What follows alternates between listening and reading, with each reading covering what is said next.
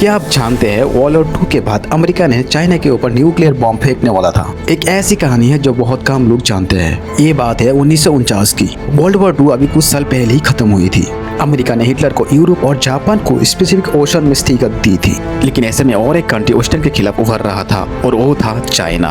लेकिन पिछले कई सालों से चाइना एक होनी सिविल वॉर का शिकार था। एक तरफ नेशनलिस्ट सरकार था जिसे चियांग काई शेक लीड कर रहा था, जबकि दूसरी तरफ कम्युनिस्ट पार्टी थी जिसके माओ जेडोंग लीड कर रहे थे।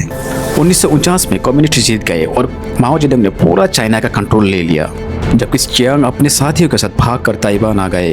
अमेरिका के लिए किसी डरावने खौफ से कम नहीं था, क्योंकि अमेरिका ने पहले वर्ल्ड वॉर 2 के बाद सोवियत यूनियन जैसी कम्युनिस्ट सुपर पावर के साथ एक कोल्ड वॉर लड़ रहा था। और ऐसे में चाइना, जो आबादी के लिहाज से दुनिया का सबसे बड़ा कंट्री था, वो भी अब कम्युनिस्ट बनने जा रहा था। अमेरिकन लीडर्स परेशान थे। उन्हें डर था कि अब communism Korea, Vietnam, south Asia और दूसरे मुल्कों तक भी फैल जाएगा। उन्हें लगता था कि अगर उन्होंने कुछ न किया तो आधे से ज्यादा दुनिया कम्युनिस्ट बन सकती है। ऐसे में अमेरिकन जनरल्स और पॉलिटिशियंस इन सब को रोकने के लिए प्लानिंग शुरू की। वर्ल्ड वॉर 2 के मशहूर हीरो डगलस मैकआर्थर का ख्याल था कि अमेरिका को किसी भी हद तक जाकर चाइना को रोकना चाहिए। सीक्रेट प्लान बनाए गए, जिनके डॉक्यूमेंट सालों बाद रिवील हुआ तो पता चला कि अमेरिका उस वक्त चाइना पर न्यूक्लियर बॉम्ब्स गिराने का सोच रहा था। पहले तो प्लान ये था कि अमेरिकन फौजी को चाइना की कोस्ट लाइन पर भेजा जाएगा, जहां वो नेशनलिस्ट के साथ मिलकर कम्युनिस्ट के साथ लड़ेंगे और माओ की गवर्नमेंट को गिराएंगे। Then thing got more serious और कुछ अमेरिकन ऑफिशियल्स ने न्यूक्लियर बॉम्ब्स यूज करने पर गौर करना शुरू कर दिया। और उस वक्त ये कोई बहुत out of the world disease भी नहीं थे, बिकॉज 4 साल पहले ही अमेरिका ने हिरोशिमा और नागासाकी पर एटम बॉम्ब्स गिराए थे। इन लोगों का ख्याल था कि चाइना पर न्यूक्लियर बॉम्ब्स गिरा के कम्युनिज्म को फैलने से रोक देंगे।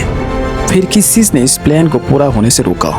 There are 2 big reason. सबसे पहले वजह तो यही थी कि अमेरिका कुछ साल पहले ही एक बड़े जंग लड़ चुका था, जिसपे उनके हजारों लोग मारे गए। अब अमेरिकन लोग अमन चाहते थे और वो ऐसे किसी वॉर का हिस्सा नहीं बनना चाहते थे जो वर्ल्ड वॉर की तरह कई सालों तक चलते रहे। और दूसरी वजह ये थी कि चाइना पर अटैक करना इतना आसान नहीं था। सबसे पहले तो चाइना एक बहुत बड़ा कंट्री था जिसकी बहुत बड़ी पॉपुलेशन थी, और दूसरा, अगर ये जंग जीतती तो बहुत चांसेस थे कि सोवियत यूनियन भी इस जंग पे कूद पड़ता, फिर वर्ल्ड वॉर 3 शुरू हो जाती। इन्हीं रिस्क की वजह से अमेरिका ने इस प्लान पर अमल नहीं किया, अटैक्स कैंसिल कर दिया और बॉम्बर्स वापस चले गए। लेकिन ये कितनी खौफनाक बात है, उस वक्त ऐसा कोई प्लान एग्जिस्ट भी करता। मतलब उस वक्त दुनिया एक और वर्ल्ड के इतने करीब थे। अगर इस प्लान पर अमल हो जाता तो आज हमारे दुनिया का नक्शा बिल्कुल डिफरेंट होता।